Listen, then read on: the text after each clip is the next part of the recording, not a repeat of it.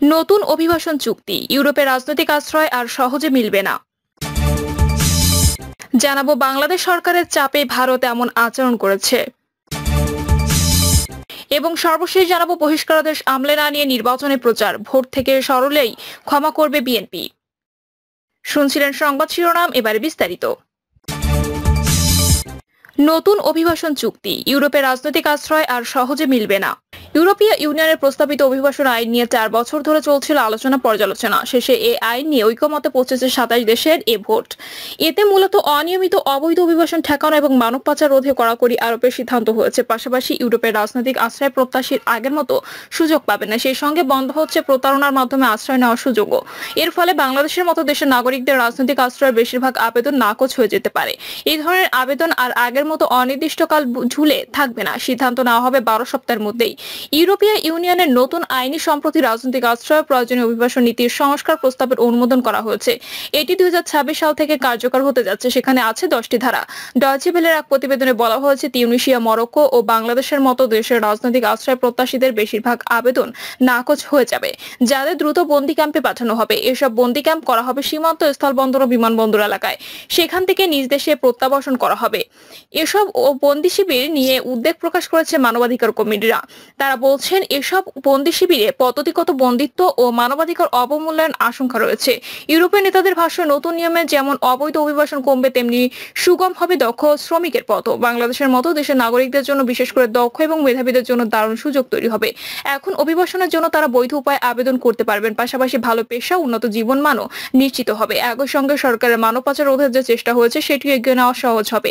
ইউরোপীয় পার্লামেন্টের president Roberta মেটসোলা এই চুক্তিকে ঐতিহাসিক বলে আখ্যায়িত করেছেন। তিনি বলেন, অবশেষে ইউরোপের রাজনৈতিক আশ্রয় প্রত্যাশী অভিবাসী ব্যবস্থাপনায় আইনি কাঠামো দাঁড় হচ্ছে। ইউরোপীয় কমিশনের প্রেসিডেন্ট উর্সুলা ডর লাইন বলেছেন, এই চুক্তি আশ্রয়ের আবেদন প্রক্রিয়াকরণে দক্ষতা বাড়াবে। ইউরোপীয় ইউনিয়নের নতুন চুক্তি অনুযায়ী ইউরোপের প্রতিটি দেশের সীমান্তে বসে করা নিরাপত্তা। আগে শুধু ইতালি, গ্রিসের মতো উপকূলীয় দেশগুলোতে অভিবাসী ঢল সামলাতে হতো, এখন দায়িত্ব ভাগ করে নেবে ইউরোপীয় ইউনিয়নের সদস্য দেশগুলো। এছাড়া রাজনৈতিক আশ্রয়ের অনুরোধ সীমান্তের বাইরে যাচাই করা হবে। তা গ্রহণ না হলে আবেদনকারীকে ফিরতে হবে নিজ দেশে।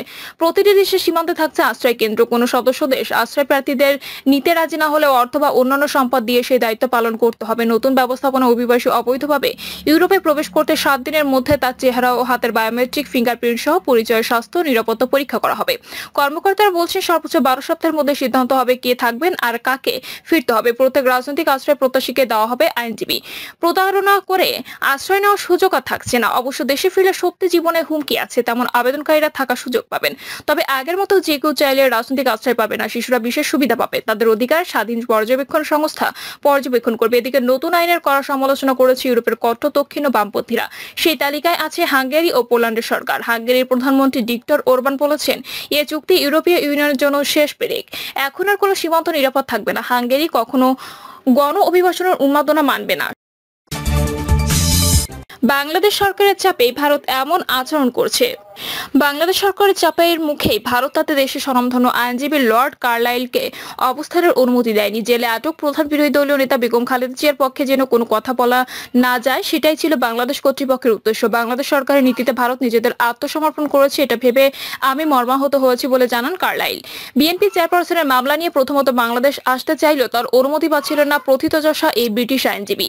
নয়াদিল্লিতে খালেদা জিয়ার মামলা নিয়ে সংবাদ সম্মেলন করতে চেয়েছিলেন, কিন্তু সঙ্গত কোনো কারণ ছাড়াই তাকে বিমানবন্দর থেকে ফেরত পাঠায় ভারত সরকার। ইউকে লয়ার অ্যালিগস ইন্ডিয়া ডিপোর্টেড হিম আন্ডার বাংলাদেশ প্রেসার শিরোনামের ওই প্রতিবেদনে কার্লাইল আরো বলেন, আইনের শাসনের ক্ষেত্রে বাংলাদেশ এখন একঘরে দেশে পরিণত হয়েছে। ঢাকার চাপে আমাকে প্রবেশের অনুমতি না দেওয়ার জন্য ভারতের উচিত লজ্জায় মরে যাওয়া। বাংলাদেশের সংবাদ মাধ্যমের খবরে জানা যায়, লর্ড কার্লাইলের আসন্ন ভারত সফর এবং তার ভিসা প্রদান নিয়ে আপত্তি জানাতে 1 সপ্তাহ আগে ঢাকায় নিযুক্ত ভারতের ভারপ্রাপ্ত হাই কমিশনার ডক্টর আদর্শ সাক্ষ্যকে তলব করে বাংলাদেশের পররাষ্ট্র মন্ত্রণালয়। বিষয়টি নিয়ে বাংলাদেশের পররাষ্ট্র সচিব শহীদুল হকের সঙ্গে আল জাজিরার পক্ষ থেকে যোগাযোগ করা হলে তিনি কোনো মন্তব্য করতে রাজি হননি।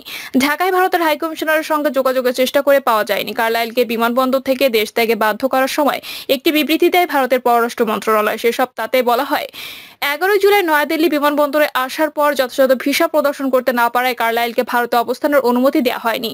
এর কয়েক ঘন্টা পর ভারতের পররাষ্ট্র মন্ত্রণালয়ের মুখপাত্র রাভেশ কুমার এক সংবাদ সম্মেলনে বলেন, কার্লাইলের গতিবিধি কিছুটা সন্দেহজনক ছিল। হয়েছিল। আমাদের কাছে মনে হয়েছে তার এ সফরে ভারত বাংলাদেশ সম্পর্কে সমস্যা তৈরি হতে পারে এবং ভুল বোঝাবুঝি হতে পারে ভারতের সঙ্গে বাংলাদেশের প্রধান বিরোধী দল বিএনপির।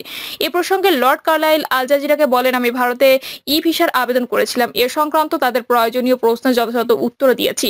তিনি বলেন, ভারতের পররাষ্ট্র মন্ত্রণালয়ের মুখপাত্র যেসব কথা বলেছেন তা অসত্য এবং অন্যায়। এসব কেন করা হলো তার ব্যাখ্যা জানার জন্য ভারতের হাই কমিশনার বরাবর ব্যাখ্যা জানতে যাচ্ছি এবং ক্ষতিপূরণও চাইব। আমি ভারতে কেন আসতে চেয়েছিলেন সে প্রসঙ্গে ব্রিটিশ আইনজীবী বলেন, বাংলাদেশ প্রধান বিরোধী নেতা বেগম খালেদা জিয়ার মামলা নিয়ে আন্তর্জাতিক মিডিয়াকে অবগত করতে আমি ভারতে গিয়েছিলাম। তিনি বলেন, ভারতে গণমাধ্যমের একটা বড় রকমের আন্তঃসংযোগ রয়েছে। দক্ষিণ এশিয়ার সংবাদ প্রসারে এটা একটা সুবিধা, আর সেজন্য ভারতে যাবার ইচ্ছা সঠিক মনে করেছিলাম। খালেদা জিয়ার মামলা প্রসঙ্গে কার্লাইল বলেন, খালেদা জিয়ার মামলাটা পুরোই রাজনৈতিক একটা মামলা, এতে অভিযুক্ত করবার কোনো প্রমাণ নেই।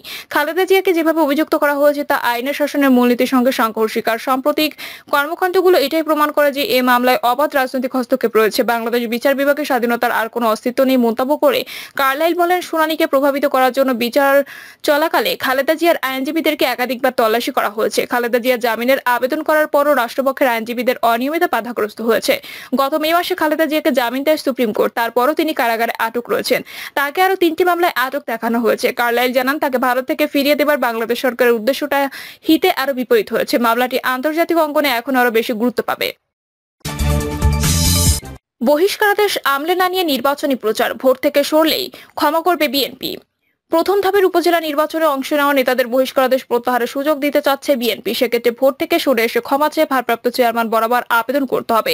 একই সঙ্গে সংশ্লিষ্ট এলাকার সংবাদ সম্মেলন করে ভোট থেকে তার সরে আসার খবর জানাতে হবে।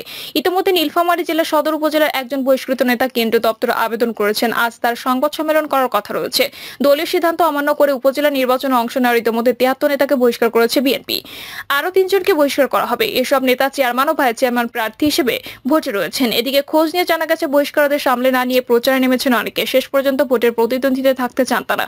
তবে বহিষ্কৃত কেউ কেউ আবার এখনো ভোটের মাঠে নামেননি। রাজধানীতে এক কর্মসূচিতে অংশ নিয়ে বিএনপি সিনিয়র যুগ্ম মহাসচিব অ্যাডভোকেট রুহুল কবির রিজভী বলেন, এখনো সুযোগ আছে। যারা নির্বাচন থেকে সরে দাঁড়াবে দল তাদের বিষয় বিবেচনা করবে।